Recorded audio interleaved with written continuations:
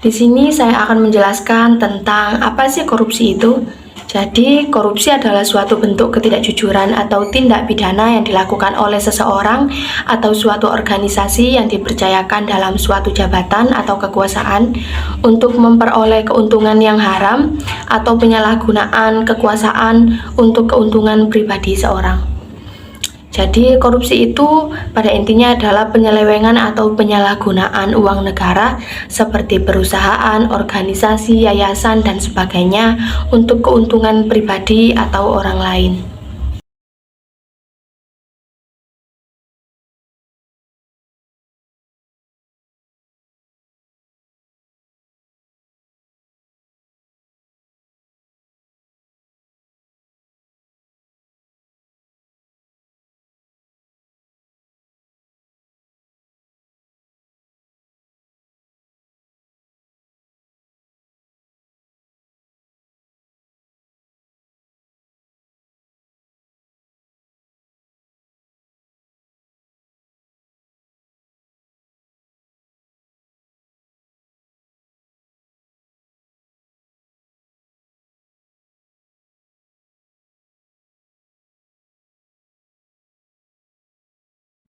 Perkenalkan, nama saya Agil Musyaraf. Di sini saya akan menjelaskan tentang dampak korupsi di bidang kesehatan. Pada masa pandemi COVID-19 kemarin, korupsi di bidang kesehatan akan semakin terasa dampaknya. Korupsi proyek dan anggaran kesehatan kerap terjadi di antara pejabat pemerintah, bahkan menteri. Sudah 2 mantan Menteri Kesehatan Indonesia yang ditahan karena korupsi, yaitu Ahmad Suyudi dan Siti Fadilah Supari.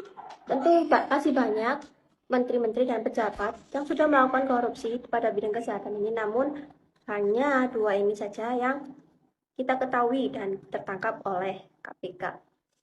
Seperti contoh lain, ada Kepala Menteri Kesehatan di Lampung yang bernama Reihana Wijayanto. Dia sudah menjabat Kepala Kesehatan selama 15 tahun lamanya, sehingga dia bisa memiliki anggaran pribadi sebesar berpuluh-puluhan miliar rupiah. Nah, selain dampak korupsi di bidang kesehatan, ada pula dampak korupsi terhadap pembangunan. Salah satu sektor yang paling banyak dikorupsi adalah pembangunan dan infrastruktur. Salah satu modus korupsi di sektor ini, menurut studi World Bank, adalah markup yang sangat tinggi, mencapai 40%.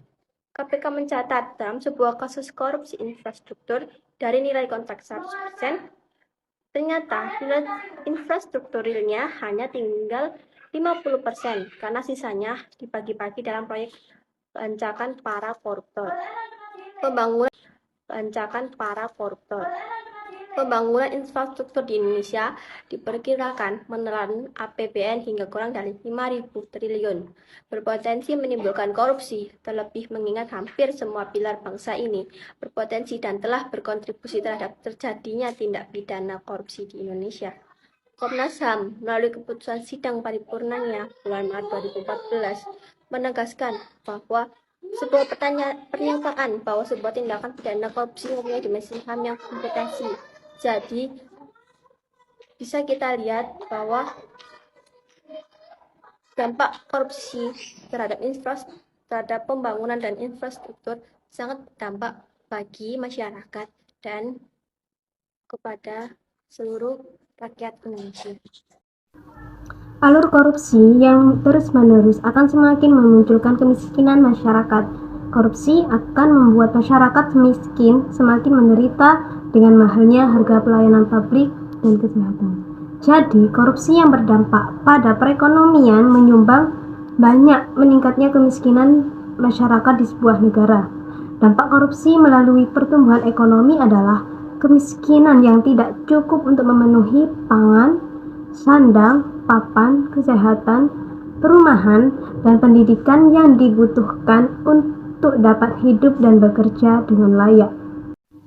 Korupsi juga berdampak buruk terhadap budaya dan norma masyarakat.